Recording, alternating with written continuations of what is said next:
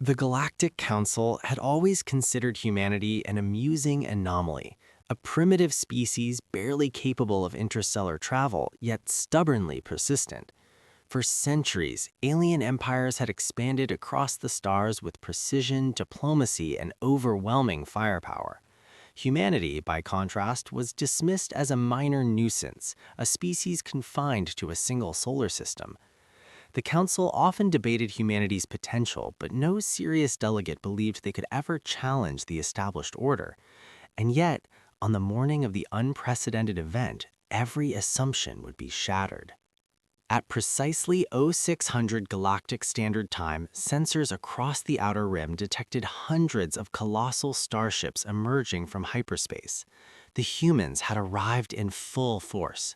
Their ships were unlike anything the Council had cataloged, sleek, angular designs glowing with shimmering energy shields, bristling with weapons that emitted pulses of pure quantum energy. Panic rippled through the council chambers as holographic projections displayed the fleet's movement, perfectly coordinated, silent, yet terrifyingly precise. Impossible! They shouldn't even have this technology, whispered Drawl, the Zerillian High Command representative. The first hour of the conflict was a display of absolute human ingenuity. Drone swarms, controlled by advanced artificial intelligence, infiltrated alien formations with pinpoint accuracy. Command ships were neutralized almost immediately, their communication networks scrambled beyond repair. Entire planetary defense systems fell in minutes. Human tactics were unlike any known strategy, simultaneously aggressive and surgical, striking only at critical infrastructure while leaving civilian populations untouched. The council delegates could only watch in disbelief as centuries of military superiority evaporated before their eyes. By the second hour, the scale of the human campaign became clear.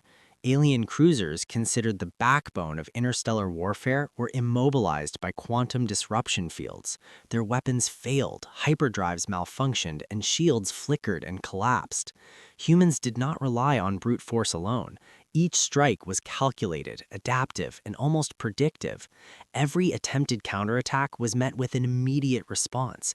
If one fleet tried to encircle the humans, they would already be dismantled by the time the maneuver completed. The Council's communications were flooded with desperate pleas for negotiation, but humanity showed no weakness. They were not seeking conquest for vengeance, but for unification under a species that had learned, through hardship and survival, how to act with decisive intelligence. By the third hour, the humans had established orbital dominance over key sectors.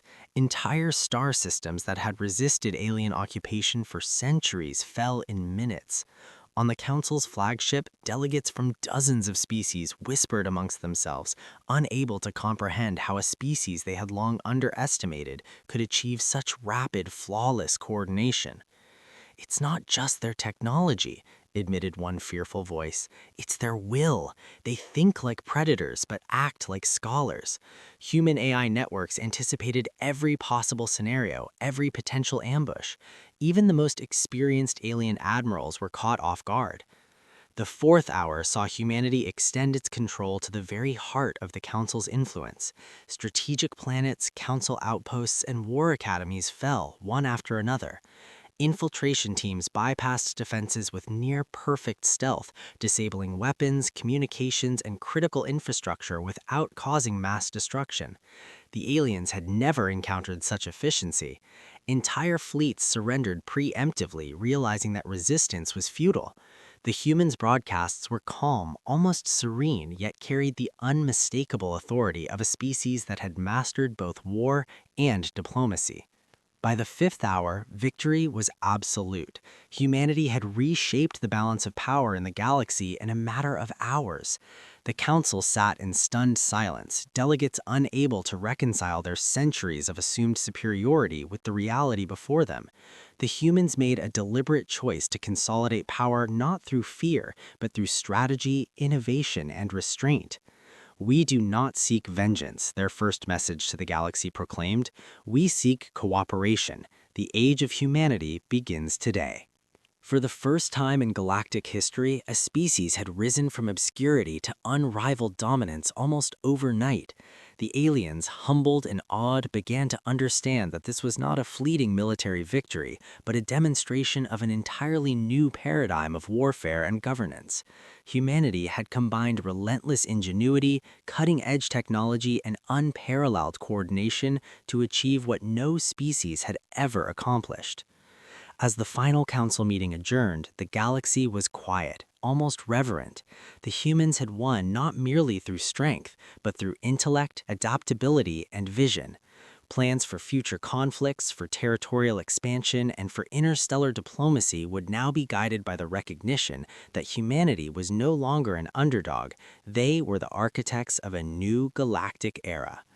The memory of the 5-hour war would be etched into every star system, a testament to what could be achieved when ingenuity met courage and when a determined species refused to accept the limits imposed upon it.